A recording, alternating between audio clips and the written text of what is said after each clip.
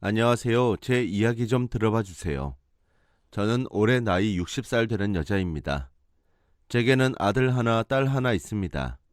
딸은 작년에 좋은 짝을 만나 결혼을 하여서 지방 소도시로 이사가서 잘 살고 있고요. 아들은 30 중반이고 집과 직장이 거리가 좀 있어서 분가해서 원룸에서 살고 있습니다. 재작년 딸이 시집을 가고 그해 가을은 애들 아빠가 지병으로 세상을 떠났어요.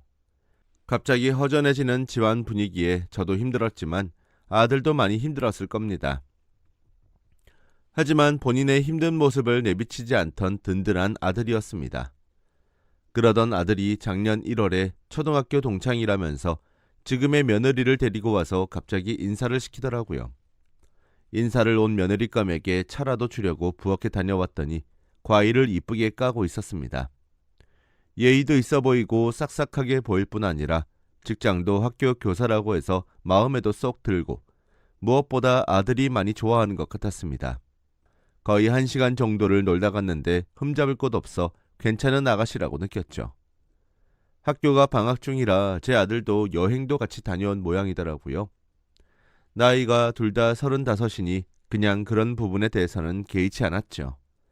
그저 동생 일찍 보내고 아직 제 짝을 못 찾고 있는 것 같아서 아들만 보면 가슴이 허전했죠.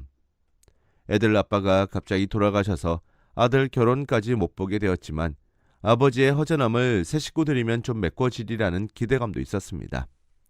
학창 시절 공부만 해오던 아들이라 세상 물정도 모르고 대학 졸업 후 여러 번의 고비 끝에 들어간 직장에서 이제는 자리를 잡아가는 것 같아 보여서 대견도 했고 보기도 좋았습니다. 그런데 이제야 아들 녀석이 저렇게 제 맘에 꼭 드는 며느리감을 데려오니 그저 저는 잘 되어서 좋은 장가 가길 바랬습니다. 그 뒤로 종종 며느리감은 편하게 놀러도 오고 결혼 얘기가 오고 갔습니다. 며느리 쪽도 늦은 결혼이라 그래서인지 3개월 만에 그냥 간단한 식사 자리가 마련되고 인사를 나누었습니다. 그런데 그해 7월부터 며느리감 집안이 어려운 일이 생겼는지 아들에게 돈을 좀 빌려달라고 하더군요. 그래서 제가 살고 있는 집을 담보로 해서 두어 차례에 걸쳐서 8천여만 원을 대출받아 아들에게 건네주었습니다. 걱정도 되었지만 인사도 나눈 상태고 서로 결혼 날짜까지 오가는 상황이어서 아들이 결혼하게 되면 제가 집을 좀 작게 옮겨가고 아들 집을 좀 늘려줄 생각이었습니다.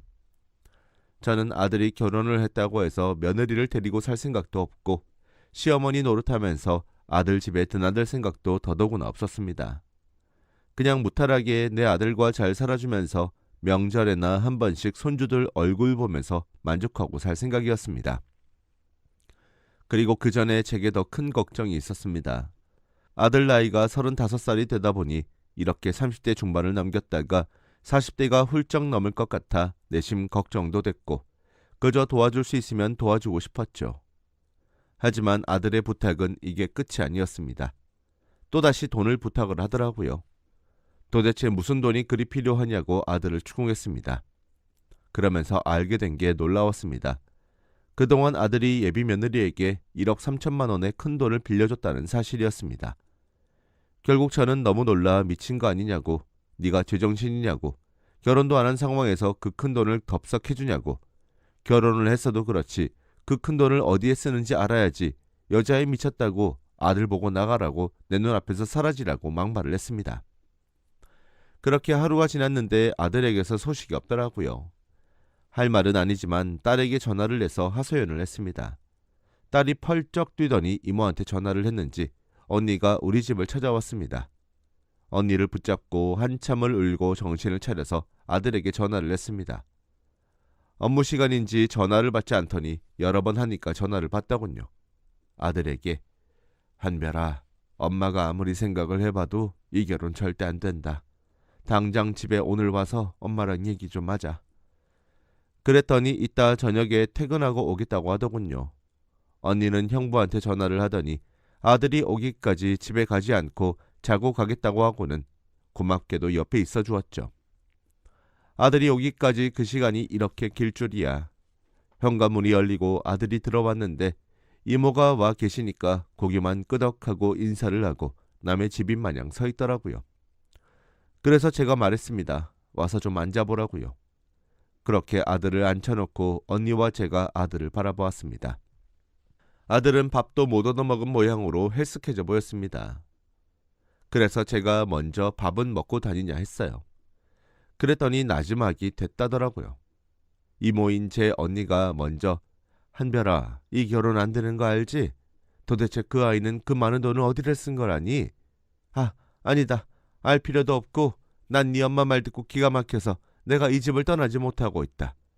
네 엄마도 나랑 같은 생각인데 이 결혼은 절대 안 된다 했어요. 아들이 하는 말이 더 가관이 아닙니다. 죄송해요 엄마. 여기서 제가 무슨 말을 할 수 있겠어요? 결국 아들이 나 몰래 가족 몰래 도둑결혼까지 강행을 했다는데 신혼집은 아들이 있는 원룸에서 시작을 했다고 하더군요. 이미 자기 맘대로 제 며느리가 되었다는 겁니다. 지금 생각해도 복창이 터지고 왜 이렇게 억울한지. 그래서 제가 그랬습니다. 네가 나한테 어떻게 이럴 수 있냐고. 도움 필요하다고 해서 나한테 마지막일 수 있는 이 집을 담보잡혀서 2번씩이나 대출까지 받아주고 집에 있을 때도 가슴 졸이면서 말을 못하더니 나한테 네가 사람 새끼냐고 엄마 보고 그냥 죽으라는 거냐고 너 정말 내 속으로 나왔지만 나쁜 놈이라고 그랬습니다. 그때 언니라도 옆에 있어줬으니 다행이었지. 그렇지 않았다면 전 이미 이 세상 사람이 아니었을 거예요. 살맛도 안 나고 그냥 무너지는 것 같더라고요. 울고 있다 보니 아들은 가봐야겠다며 죄송하다고 다시 오겠다고 하고는 가버렸습니다.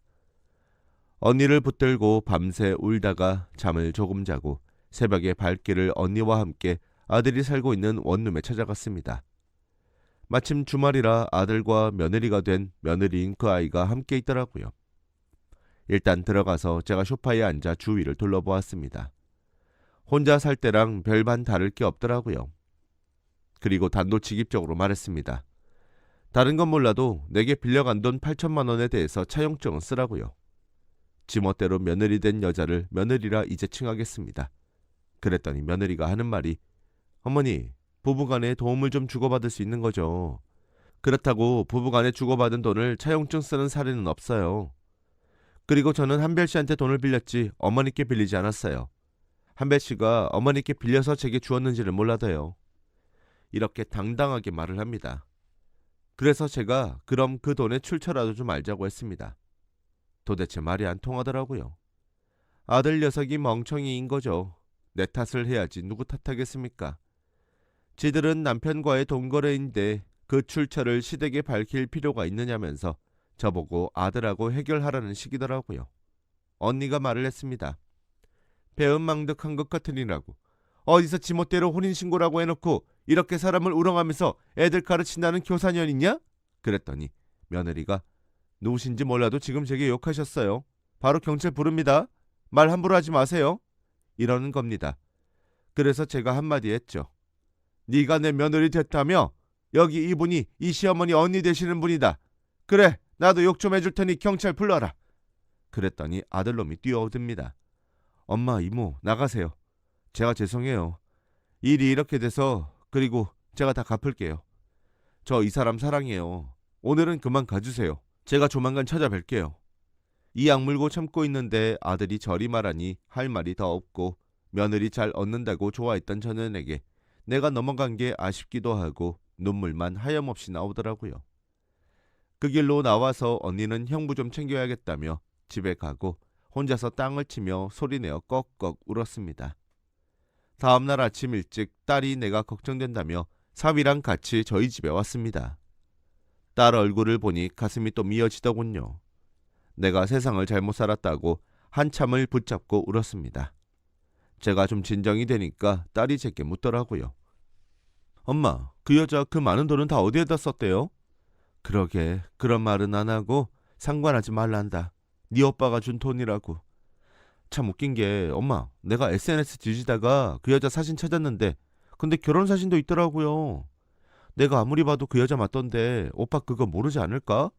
우리 오빠 완전 불려시한테 홀린 것 같아. 그래도 설마 하며 딸이 건네주는 핸드폰을 받아들고 딸아이가 잘못 봤겠지 하고 사진을 보여주는데 그 사진을 본 저는 그만 소리를 질렀습니다. 엄마 잘못 본 게 아니야. 우리가 봤는데 이거 한별이도 알고 있을까? 그 사진은 다름 아닌 낯선 남자와 함께 지금 며느리의 결혼 사진이었습니다. 아무리 봐도 틀림없어 보였습니다. 그래서 아들에게 바로 전화를 걸었습니다. 웬일로 바로 받더니 전화하겠다고 하고는 끊었습니다. 그리고 한 20분 정도 있다가 아들에게 전화가 왔습니다. 한별아, 너 잘 들어봐. 그 아이 결혼했던 것 같은데 그건 알고 있니? 아들 하는 말에 기절할 뻔했습니다. 엄마 알고 있어요. 혼인신고 당일날 알았어요. 그래도 그건 지난 일이고 그것 때문에 전화하셨어요? 그런 거라면 난 괜찮아. 혼인신고 전에 알고 한 거니까. 이러는 겁니다. 아들에게 확인한 결과 며느리는 이미 한 차례 결혼을 한 이혼녀였고 아들은 그 사실을 혼인신고 당일날 알게 됐는데도 혼인신고를 강행했다는 거였습니다. 딸이 말하더라고요.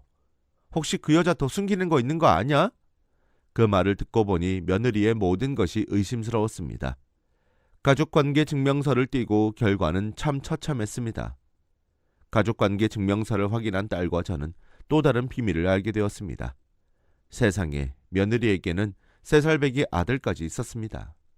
거기다가 나중에 알고 보니 전 남편에게도 거액의 돈을 빌렸던 거였습니다. 그리고 돌아오는 주말에 언니에게 집 좀 와달라고 부탁을 하고 딸 내외도 또다시 와주었습니다. 그리고 아들을 불러서 따져보기로 했습니다. 그런데 아들이 하는 말이 이번에는 혹시 이 사람 아들 때문에 부르신 거예요? 이 사람 아들 있는 것도 알아요. 근데 전 남편이 키우는 거잖아요. 하는데 말문이 막히고 창피해서 입이 안 떨어지더라고요.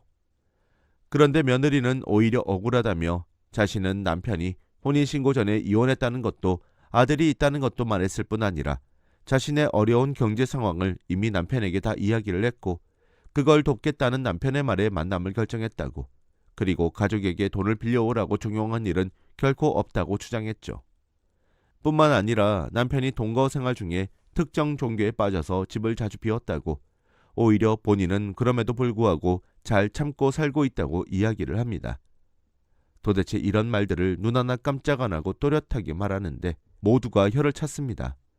거기다가 아들에게 3번째로 돈 이야기를 했을 때 알아서 하겠다더니 결국 무리하게 사채까지 손을 댄 모양이더라고요.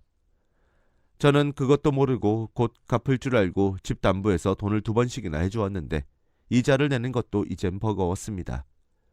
저도 조금이나마 도와보려고 반찬 가게 일을 하고 있지만 정말 가슴이 답답합니다. 이러다가 집도 날리고 길거리에 앉는 건 아닐지 제 처지가 정말 어처구니가 없었습니다. 그래도 며느리가 교사로 있으니 매달 월급은 나올 거고 어차피 며느리한테 간 돈이고 나보다는 낫겠다 싶어서 며느리에게 찾아가 사정해봤지만 빚을 갚을 생각은커녕 오히려 시댁을 이상하게 몰아갑니다. 결국 저는 교사 며느리가 일하는 학교 앞에서 억울함을 호소하는 1인 시위를 하기 시작했습니다. 아들을 처참하게 무너뜨린 며느리를 원망하면서 원망 속에 1인 시위를 하며 눈물을 흘리는 제게 오더니 어머니 이거 명예훼손인 거 아세요? 하면서 눈 하나 꿈쩍 안 내요. 이젠 제가 어찌해야 하나요? 정말 황당하고 가슴 뒤집어지는 제 이야기 들어주셔서 감사합니다. 여러분의 의견으로 저한테 힘이 되어주세요.